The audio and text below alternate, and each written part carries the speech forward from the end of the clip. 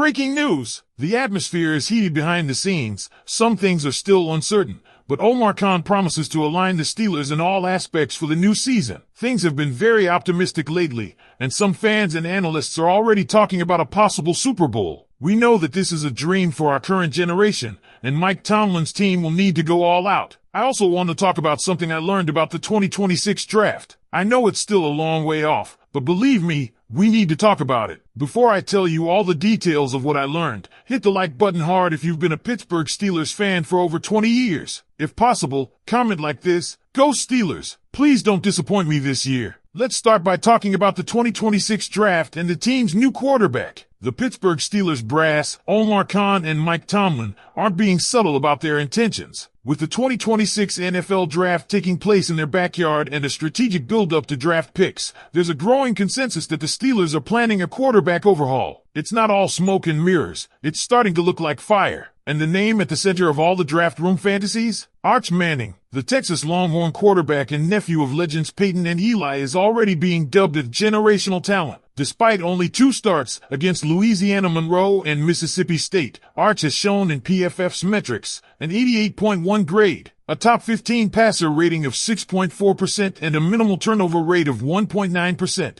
Oh, and he's not just a pocket passer, he's rushed for 4 touchdowns, including a whopping 67 yards. But here's the kicker: he's probably out of Pittsburgh's reach. Arch Manning can only declare his case if he secures a Heisman and cements himself as a top 3 pick. Considering where the Steelers are likely to draft, Tomlin may have to watch from afar unless fate throws his way or offers him a surprise trade opportunity. So if not Arch, then who? Let's dive into the realistic contenders. Next up, Garrett Nussmeier of LSU. The 2026 draft class ranks him at number 4 overall, and for good reason. After 3 years on the bench, he exploded for over 4,000 passing yards and tied for 7th in big-time throws. But the downside? He's not mobile and has a high number of turnover-worthy plays. At 23 to 24 years old, Nussmeier is a win-now quarterback, and with Pittsburgh likely aiming to develop a younger, more physically dynamic prospect, he may not be the fit Tomlin's seeking. Enter Drew Aller, a name that should resonate deeply with Pennsylvania fans. The Penn State QB is currently ranked 5th in the class and might be the most natural fit for the Steelers. Despite a shaky playoff performance, his overall season was impressive, top 20 in big-time throws and a low 2.1% turnover-worthy rate. Most importantly, he has the arm strength Pittsburgh loves, thrives in cold weather,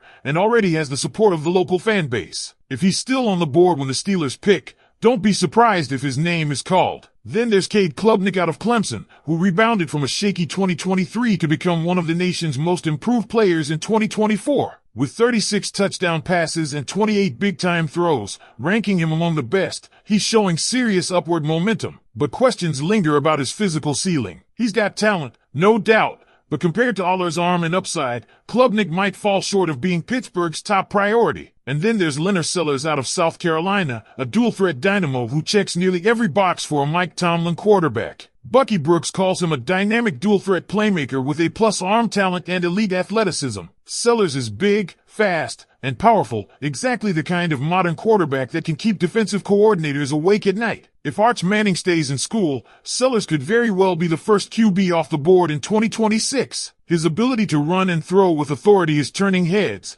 and his game screams potential Heisman breakout. Combine that with a work ethic and competitive fire that mirrors Tomlin's core values, and suddenly, Steelers fans have a very real candidate to dream about. But the list doesn't stop there. Other intriguing names include Nico Iamaleava, the rocket arm transfer now with UCLA, and Sam Levitt, who helped lead Arizona State to a Big 12 championship as a freshman. These 2 are wild cards, raw talent with upside but still proving themselves at the college level. And how about some deeper sleepers? Fernando Mendoza, now at Indiana, had a solid year with Cal and could take a major leap in the Big Ten spotlight. Carson Beck is trending downwards after underwhelming performances at Georgia, despite elite supporting talent, and might struggle to rise above a late-round pick. And while most fans may scoff, don't ignore Miller Moss at Louisville. His new offensive system under Jeff Brohm could revive his draft stock. So here's the million-dollar question I want you to think about. If the Steelers really are going quarterback in round 1 next year, which one of these guys would you trust to lead the black and gold into the next era? Now that we've walked through the top-tier quarterback prospects and identified the names with realistic paths to Pittsburgh,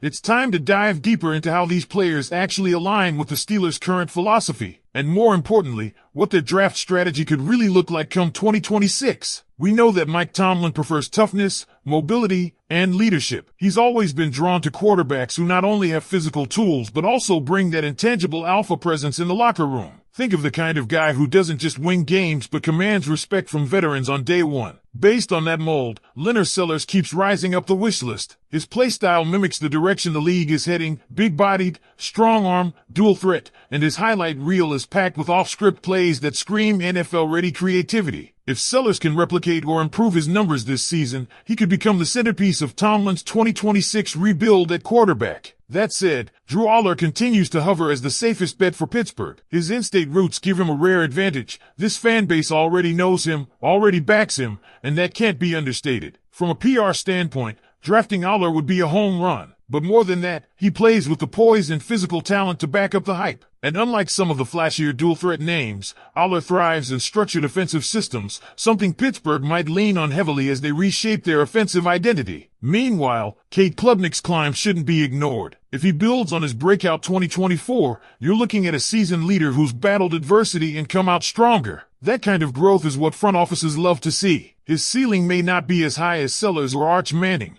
but his reliability and maturity might be more attractive than fans expect, especially if Pittsburgh leans toward stability at QB. Now, on the wildcard side, we need to talk about Nico Iamaleava. Physically, this kid might have the strongest arm in the class. His decision to transfer from Tennessee to UCLA raised eyebrows, but if he dominates in Chip Kelly's system, he could skyrocket up boards. He's raw, yes, but we've seen it before. A strong, accurate arm paired with good coaching can be molded into gold. If Pittsburgh wants to take a chance on upside, Nico is that swing-for-the-fences pick. Sam Levitt from Arizona State brings that gritty, gamer mentality. He's young, aggressive, and already delivered on the big stage by leading his team to a Big 12 title. If he continues on that trajectory, his draft stock will soar. The Steelers have always had a soft spot for tough, clutch players, and Levitt checks that box. Then there's Fernando Mendoza. Quietly consistent and mechanically polished, Mendoza is the kind of prospect who may not make headlines now but can rise with a strong campaign at Indiana. He doesn't bring the explosive traits of a Sellers or Iamaleava,